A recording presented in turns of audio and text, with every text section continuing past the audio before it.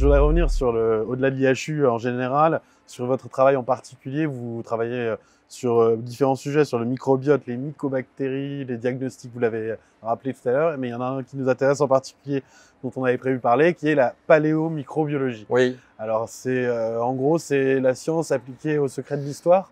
Oui, alors pour être là aussi simple, en réalité, cela correspond à faire avant tout du diagnostic de maladies infectieuses, non pas sur personnes vivantes, mais sur personnes décédées il y a X années, le X pouvant être pour notre record ici à l'IHU 4500 ans. Ces premiers travaux portaient sur la peste parce que historiquement, il a été décrit plusieurs épisodes de peste en Europe, en France et à Marseille, mais un épisode à Marseille très célèbre qui est figuré sur cette magnifique frise qui est devant ou derrière nous, qui est la grande peste de Marseille, qui a éclaté, si je puis dire, en 1720 et qui s'est arrêtée en 1722. Nos amis et collègues du laboratoire d'anthropologie, juste derrière nous à la faculté de médecine, sont venus nous voir un jour, nous étant donc Didier Raoult et moi-même et Gérard Aboudaran.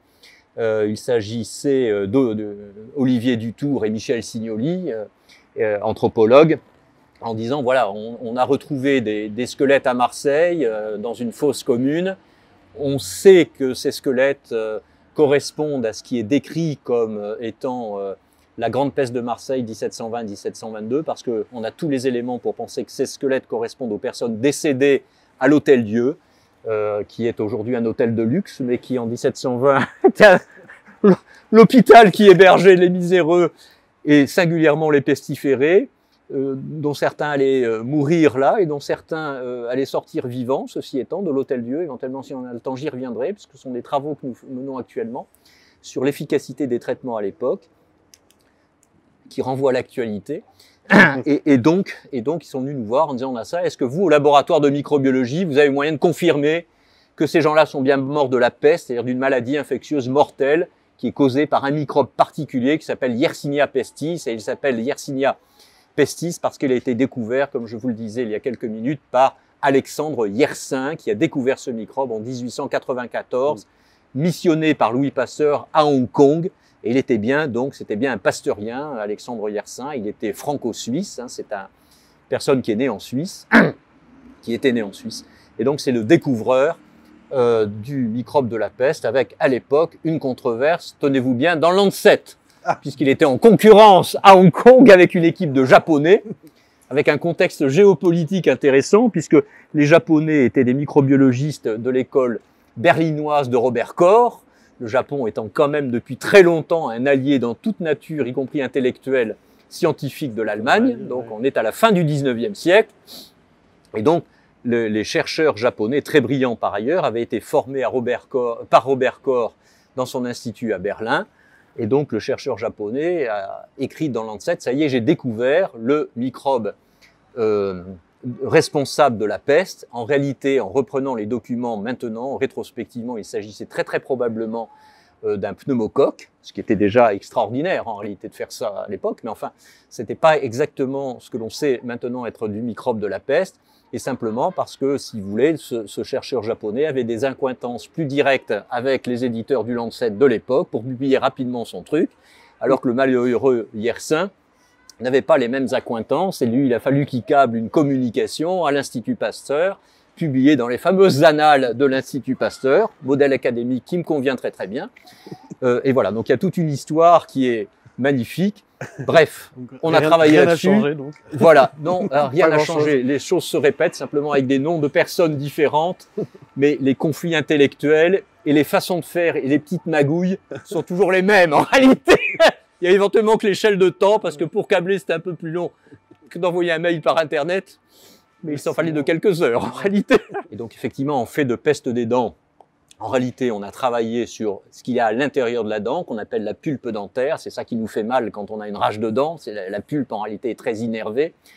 Et donc, on a travaillé là-dessus. Et ça continue à être une source de connaissances extraordinaires, parce que dans la pulpe, si vous voulez, il y a une goutte.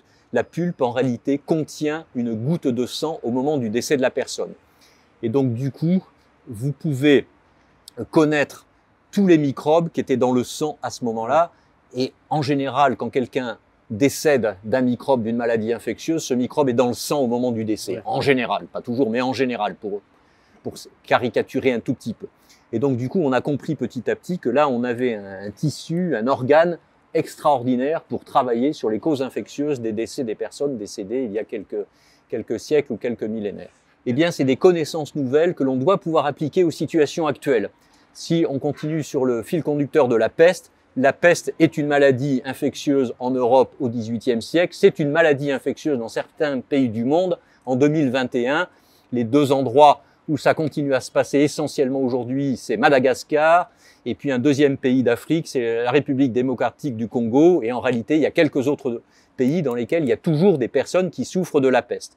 Et donc, on a acquis, au travers de ces travaux sur les squelettes anciens, les dents anciennes, et ainsi de suite, des connaissances nouvelles, je dirais, concernant le cycle naturel du microbe Yersinia pestis dans la nature avant d'arriver aux populations, et ensuite sa transmission dans les populations. Et ces connaissances nouvelles, ce sont des connaissances que l'on peut et que l'on doit appliquer à la peste aujourd'hui dans les pays où ça se passe. Deux exemples de connaissances nouvelles que l'on a acquises, ou pour être très honnête, que l'on a réactualisées. Et je vais y revenir.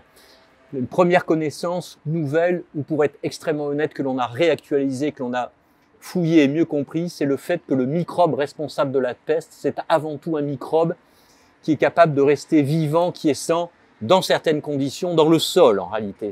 Ça fait partie de ce qu'on appelle les germes telluriques, c'est-à-dire les germes qui au départ sont les germes pathogènes pour l'homme et les animaux, mais qui au départ sont capables donc ça, on l'a beaucoup travaillé, et pour être extrêmement honnête, lorsqu'on lit le papier Princeps de Yersin, malheureusement publié dans une petite revue à l'époque qui était les comptes rendus de l'Académie de l'Institut Pasteur, eh bien, Yersin décrit très bien, je suis allé dans les cases, puisque son histoire se passe à Hong Kong en 1894, je suis allé fouiller le sol des cases des personnes décédées de peste, à telle profondeur, à 10 cm, et à 10 cm, j'ai pris le sol, je l'ai mis en culture dans mon petit laboratoire de fortune, je ne sais pas si vous avez eu l'occasion de voir le laboratoire d'Alexandre Yersin, c'était une paillote, et j'ai trouvé le microbe de la peste. Donc en réalité, cette connaissance était déjà contenue dans le papier Princeps. Simplement, là aussi, c'est un détail technique extrêmement important pour la connaissance médicale et scientifique, c'est que cette connaissance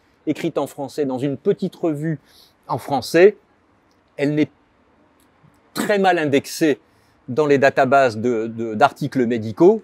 Ça prolonge notre réflexion de tout à l'heure. Et donc, en particulier, les collègues étrangers n'y ont pratiquement pas accès. Voilà cette première connaissance que, en fait, on a retravaillé, remis en exergue. Et puis un deuxième, et donc, du coup, ça doit pouvoir s'appliquer à la connaissance actuelle. Pour moi, ça éclaire bien ce qui s'est passé depuis 15-20 ans en Algérie, par exemple, où on a vu ressortir la peste à Oran. Donc, on se renvoie tous au roman de Camus, naturellement. Donc, Camus, ça se passe en je sais plus quoi, 42, c'est ça, son histoire. Tout le monde a relu l'année dernière. Voilà, et donc, effectivement, il y a eu de la peste à Oran au début des années 1940. C'est tout à fait exact. Donc, son roman est basé sur des données historiquement vérifiables. Et puis, ça s'est arrêté. Et puis, la peste a ressurgi à Oran il y a maintenant quasiment une douzaine d'années, au même endroit, quasiment au même endroit.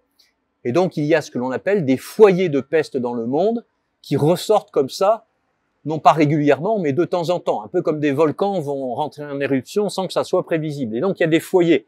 Et a priori, c'est à peu près incompréhensible, cette histoire. Mais qu'est-ce qui se passe là?